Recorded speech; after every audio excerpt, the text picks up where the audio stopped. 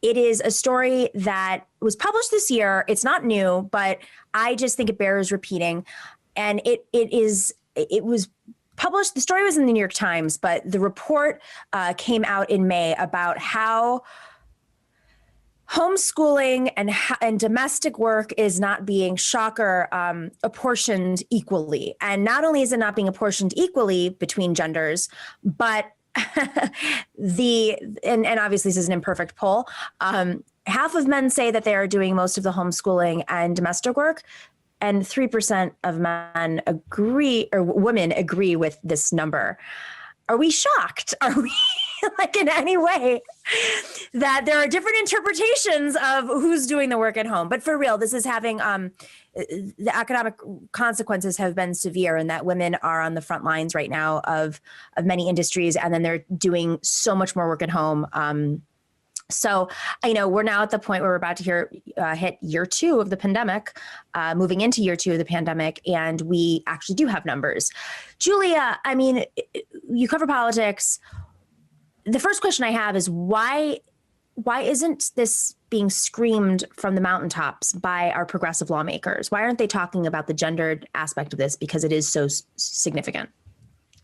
Yeah, I think the best answer to that question is that most of the lawmakers who might be screaming it aren't kind of willing to make the public investments in the types of things that are needed to make this distribution of labor more equal. So investments in universal childcare and public schools would kind of be the most obvious solution to this problem. And lawmakers aren't willing to take these issues that they see as really in the home into the public sphere.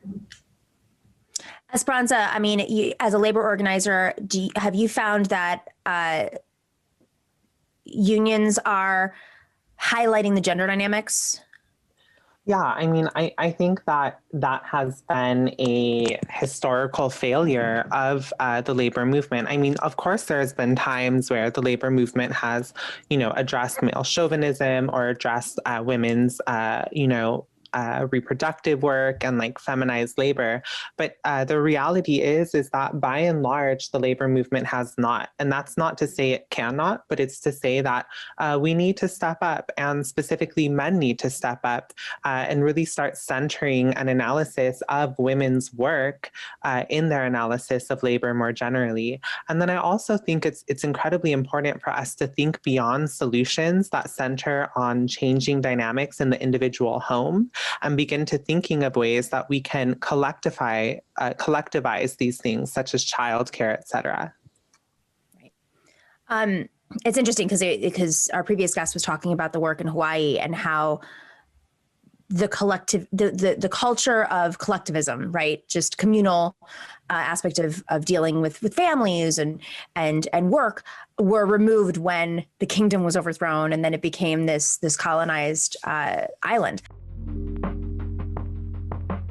Thanks for watching and listening to The Nomiki Show. But remember to click like and subscribe on YouTube, and please share on social media. If you're not already a patron, please join us for as low as $5 a month on patreon.com/The Nomiki Show for early and special content. That investment makes a huge difference. We are not corporate media raking in the dough. It's really you guys that are keeping us going. So please consider being a patron. And to our current patrons, thank you so much. We are incredibly grateful to you. We also now have swag. So check us out on thenomikishow.com to get your mugs, your totes, and your stickers.